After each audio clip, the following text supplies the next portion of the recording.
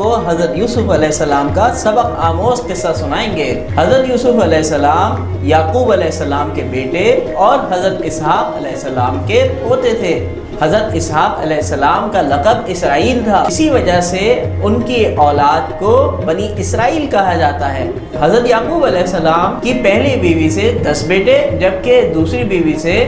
حضرت یوسف علیہ السلام اور ان کے بھائی بنیامین تھے۔ ایک دن حضرت یوسف علیہ السلام نے آ کر حضرت یعقوب علیہ السلام کو بتایا کہ انہوں نے ایک بہت ہی عجیب و غریب خواب دیکھا ہے کہ مجھے 11 ستارے اور سورج اور چاند سجدہ کر رہے ہیں۔ یعقوب علیہ السلام نے کہا، میرے پیارے بیٹے، اپنا یہ خواب اپنے بھائیوں سے نہ کہنا، کیونکہ حضرت یعقوب علیہ السلام خواب کی تعبیر جانتے تھے۔ حضرت یوسف علیہ السلام نے ایسا ہی کیا، انہوں نے وعدہ کیا کہ وہ اپنا خواب کسی سے نہیں کہیں گے، جبکہ دوسری طرف ان کے بھائی جو کہ حضرت یوسف علیہ السلام کی پہلی امی سے تھے، وہ آپس میں مشورہ کرنے لگے اور یہ بات کرنے لگے کہ ابا جان اب ہم پر زیادہ توجہ نہیں دیتے، بلکہ ہمارے والد صاحب تو زیادہ پیار یوسف اور اس کے چھوٹے بھائی بنیامین سے کرتے ہیں۔ اگر ہم ایسا کریں کہ حضرت یوسف علیہ السلام کو ابا جان کی نظروں سے دور کرتے ہیں تو ان کی ساری توجہ ہمیں حاصل ہو جائے گی اور وہ پھر ہم سے پیار کرنے لگیں گے۔ اس مشورے کو کرنے کے بعد وہ حضرت یعقوب علیہ السلام کے پاس جاتے ہیں اور یعقوب علیہ السلام سے کہتے ہیں، ابا جان ہم چاہتے ہیں کہ ہم اپنے بھائی کو لے کر باہر گھومنے پھرنے اور سیر کرنے جائیں۔ آپ ایسا کریں کہ یوسف کو ہمارے ساتھ بھیج دیں، وہ تھوڑا کھائے گا، پیے گا، کھیلے گا، کودے گا اور اس طریقے سے اس کا دن بھی اچھا گزر جائے گا۔ حضرت یعقوب علیہ السلام جنہوں نے حضرت یوسف علیہ السلام کا خواب سن لیا تھا، وہ کہنے لگے، بیٹا مجھے خدشہ ہے کہ کہیں تم یوسف کی طرف سے غافل نہ ہو جاؤ اور کوئی بھیڑیا اسے آ کر نہ کھا لے۔ حضرت یوسف علیہ السلام کے بھائی کہنے لگے، ابا جان ہم 10 بڑے بڑے جوان لڑکے ہیں، اگر کوئی بھیڑیا آ کر یوسف کو کھا جائے تو یہ تو ہمارے لیے بڑی شرمندگی کی بات ہوگی۔ ہم طاقتور ہیں، ہم یوسف کی حفاظت کریں گے، کیا آپ کو ہم پر اعتماد نہیں ہے؟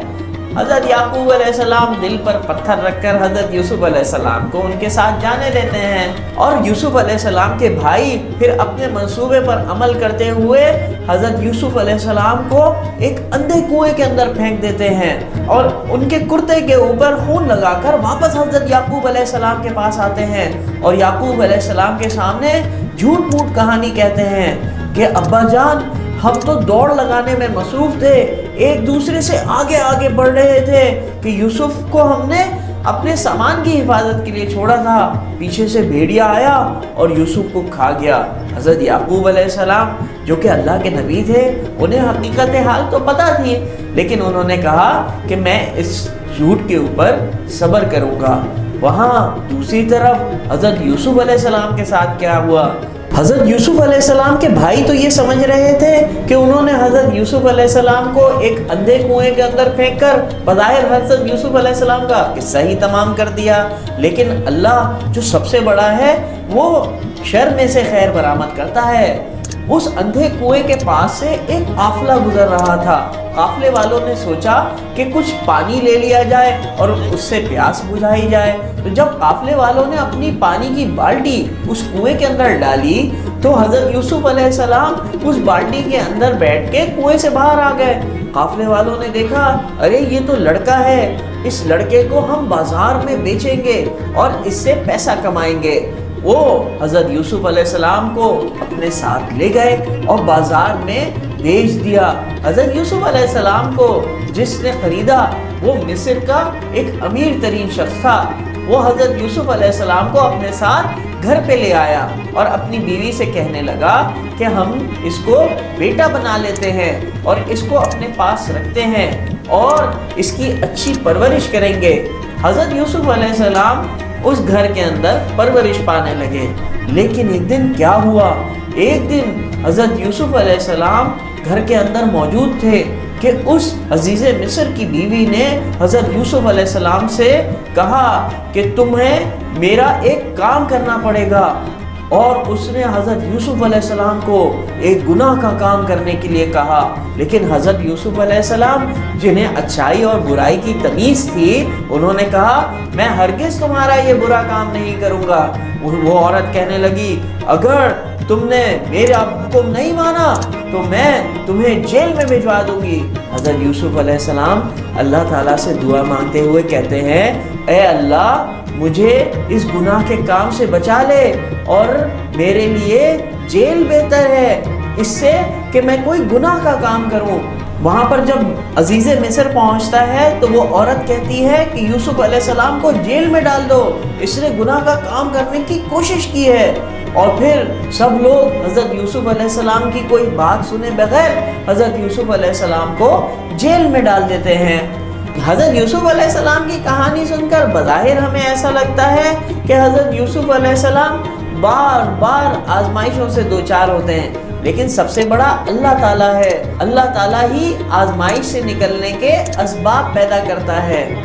جب حضرت یوسف علیہ السلام جیل میں تھے تو حضرت یوسف علیہ السلام کے پاس دو لوگ آئے اور انہوں نے حضرت یوسف علیہ السلام کو اپنا خواب سنایا۔ ایک شخص کہنے لگا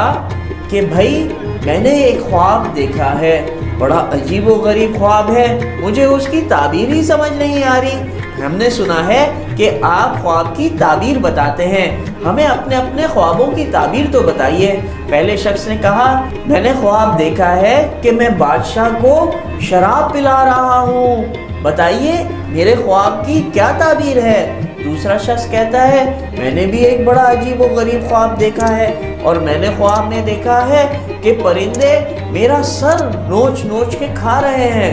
حضرت یوسف علیہ السلام کہتے ہیں کہ میں آپ کو آپ کے خواب کی تعبیر بتاتا ہوں، لیکن ابھی تھوڑی دیر میں کھانا آ جائے گا، کھانا آنے تک آپ میری بات ذرا سنیے۔ پھر حضرت یوسف علیہ السلام اپنا تعارف کرواتے ہیں کہ بتاتے ہیں کہ میں حضرت یعقوب علیہ السلام کا بیٹا ہوں۔ یعقوب علیہ السلام اللہ کے پیغمبر ہیں، اور میرے دادا حضرت اسحاق علیہ السلام ہیں، اور میرے پردادا حضرت ابراہیم علیہ السلام ہیں، اور ہم اللہ کے دین کی طرف دعوت دیتے ہیں، آپ بھی ایک اللہ کو مانیے، اس طرح اللہ آپ سے راضی ہو جائے گا۔ اتنی دیر میں کھانا آ جاتا ہے۔ حضرت یوسف علیہ السلام پہلے آدمی کو اس کے خواب کی تعبیر بتاتے ہیں کہ بھائی تم جیل سے چھوٹ جاؤ گے اور تم بادشاہ کے محل میں پہنچ جاؤ گے اور بادشاہ کے بہت قریب ہو جاؤ گے، تو جب تم بادشاہ کے پاس پہنچو تو دیکھو مجھے یاد رکھنا،